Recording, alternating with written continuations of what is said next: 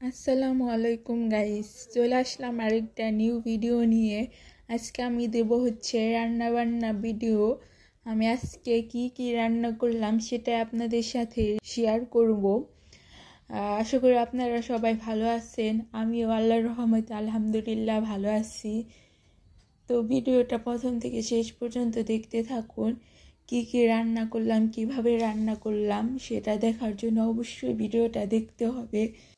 আর আপনি যদি আমার চ্যানেলে নতুন হয়ে থাকেন অবশ্যই চ্যানেলটা সাবস্ক্রাইব করে রাখবেন এরকম আরও নতুন নতুন ভিডিও পাওয়ার জন্য। আর পাশে থাকা বেল আইকনটি ক্লিক করে রাখবেন যাতে করে ভিডিও ছাড়ার সাথে সাথে আপনার কাছে পৌঁছে যায়। তো আমি আজকে সকাল সকালে রান্না বসিয়েছি।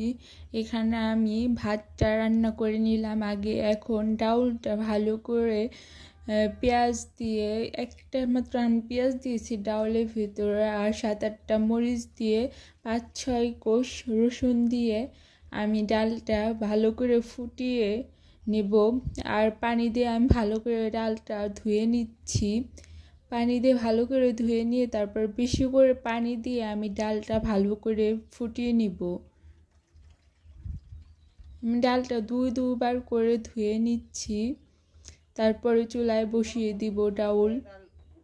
এই তো আমি ভালো করে বেশি করে পানি দিয়ে নিচ্ছি যাতে করে ডালটা ভালো করে যাতে করে ডালটা তাড়াতাড়ি রান্না হয়ে যায়। এভাবে রান্না করলে খুব ইজিলি আপনি পাতলা মসুর ডাল রান্না করতে পারবেন। ডালটা রান্না করাও অনেক তাড়াতাড়ি হয়ে যাবে, বেশি টাইম লাগবে না। তো এখানে আমি বেগুনের ফালি করে নিয়েছিলাম, সেটাই এখন আমি ভালো করে কচলে ধুয়ে নিচ্ছি। বেগুন ভাজি হবে। সকাল সকাল বেগুন ভাজি দিয়ে গরম গরম ভাত অসাধারণ মজা লাগে। তার ভেতরে ওয়েদারটা শীতও না গরমও না, এমনিতেই শীতের ভেতরে বেগুন ভাজি অনেক টেস্ট হয়। গরমে বেগুন ভাজি খুব একটা ভালো লাগে না।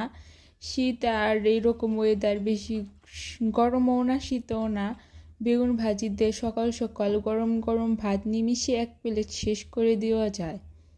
তো আমি বেগুন ভাজিটা ভালো করে ধুয়ে নিলাম। এখন আমি বেগুন ভাজিটা লবণ দিয়ে, হলুদ গুঁড়া দিয়ে, মরিচ গুঁড়া দিয়ে ভালো করে মেখে রেখে দেব।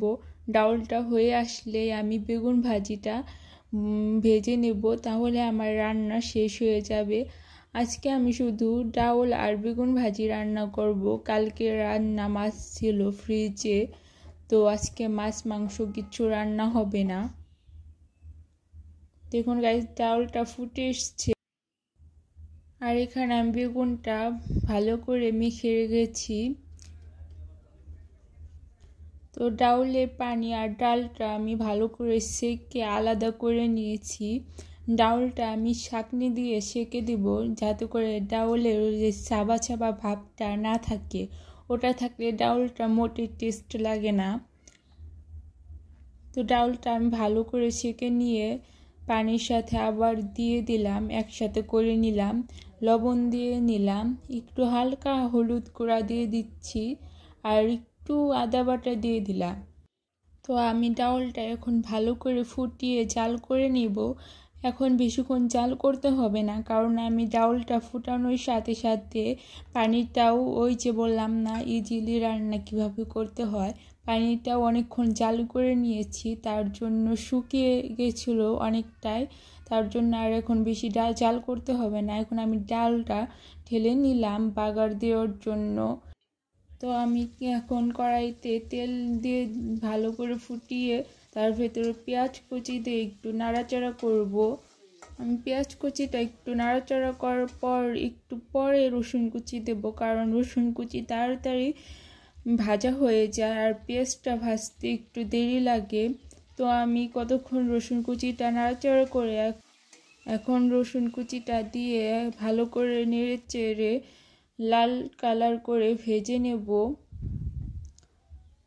তো আমার বাগার দেওয়ার টাইমটা প্রায় এসে গেছে। এখন আমি ডাউলটা চামচে করেও প্রথমে অল্প করে দিয়ে নিলাম, কারণ ফার্স্টেই তো পুরোটা ঢালা যায় না।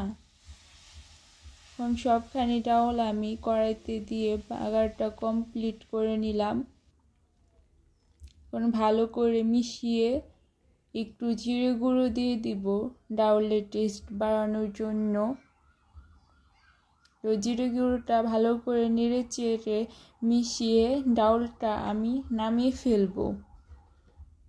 আমার ডাউল রান্না কমপ্লিট হয়ে গেছে, এখন শুধু সার্ভ করার পালা।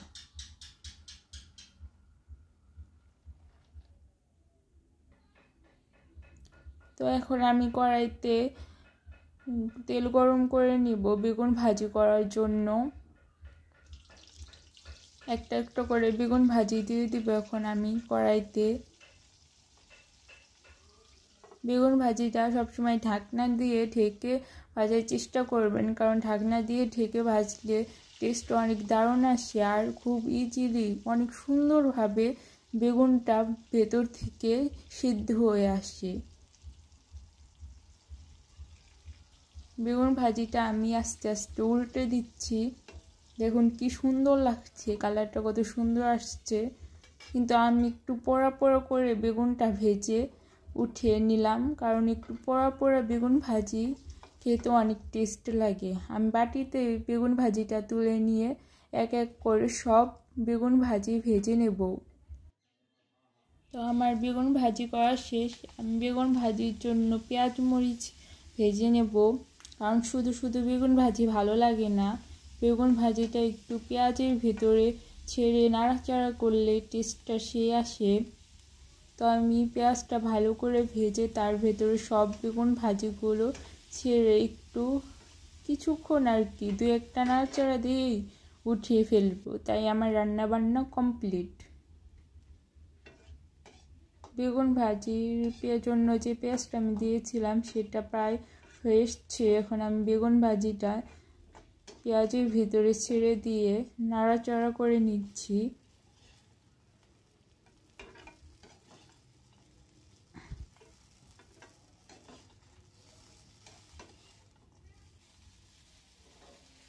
আমার বেগুন ভাজি শেষ। এখন আমি ওই যে বলছিলাম যে ফ্রিজে আমার মাছ রান্না করা আছে, সেই মাছটা এখন আমি গরম করছি। দেখুন গাইস, বেগুন ভাজির কালারটা কি লোভনীয় হয়েছে। তো আমার তরকারি গরম করা শেষ। তো কত জিনিস নোংরা হয়েছে, এগুলো এখন আমার পরিষ্কার করতে হবে।